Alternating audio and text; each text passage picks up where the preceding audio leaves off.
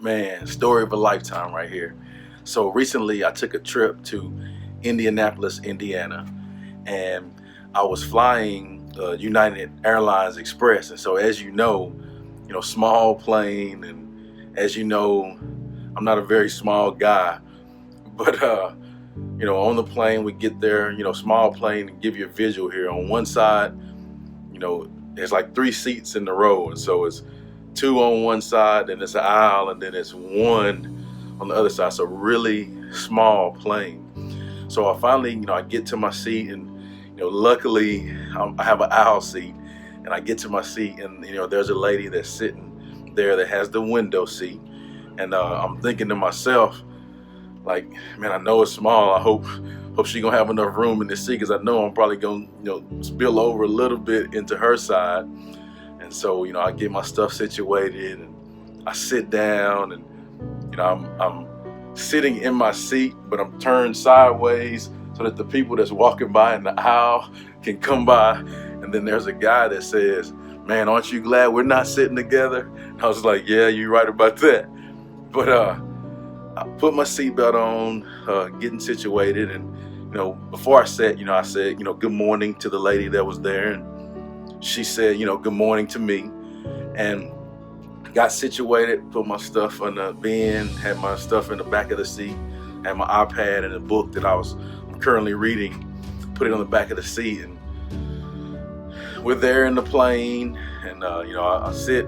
I asked her if she's okay. You got enough room? She's like, "Oh yeah, I'm okay." And we get out on the runway, and we hear the announcement that there's a problem with got a warning light or something with the fire extinguisher. So we have to go back to the gate, and they eventually tell us we're gonna have to get off and go to another plane. So we had to get off and go through the airport for this trek that seemed like about 10 miles. So, of course, you in the airport, you have to walk lots, but get to the gate, get on the new plane. Once we get in the seat, of course, same seat, same situation. The same guy walked by me as I'm turned to the side and says, "Man, I'm sure glad again me and you aren't sitting together." And, we had a little laugh. But, as I sit down, I'm sure I had some sweat beads on my head. I was probably huffing and puffing a little bit from this 10-mile hike. And the lady, that's sitting next to me, she says, cordially, that, you need this fan on you. I was like, "Yeah, thank you. I'd appreciate that."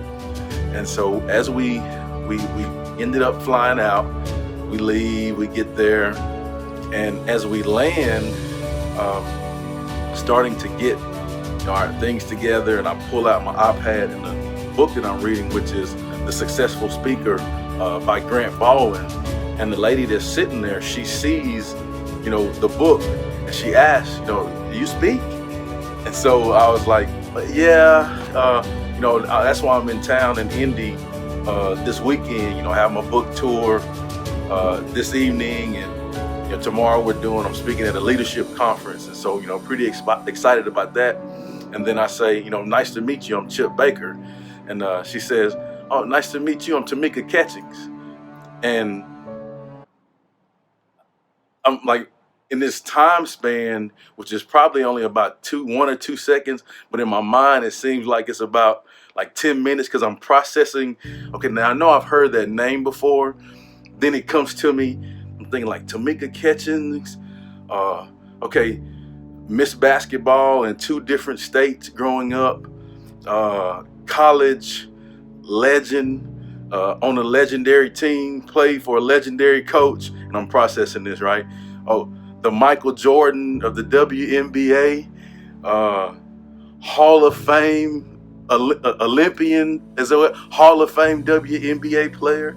And so on the outside, I'm cool, right? I'm like, "Oh, cool, yeah, nice to meet you."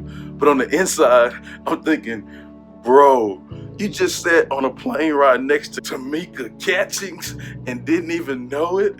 So like, I'm tripping, right? Got to talking with her, and had a little talk, cordial talk, and ended up taking the picture together.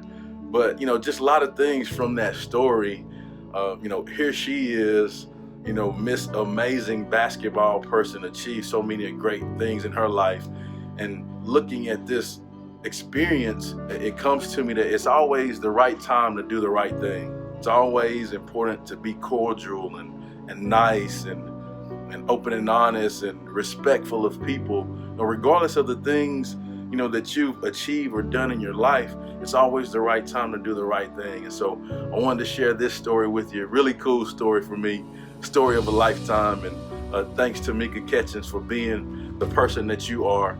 I heard so many things about her. I have a couple buddies that have come across her, heard her speak, knows her, and they had some great things to say about her. But then I was able to see those things in action just by that ride. Just a great person, very cordial, very nice, and was a really neat experience.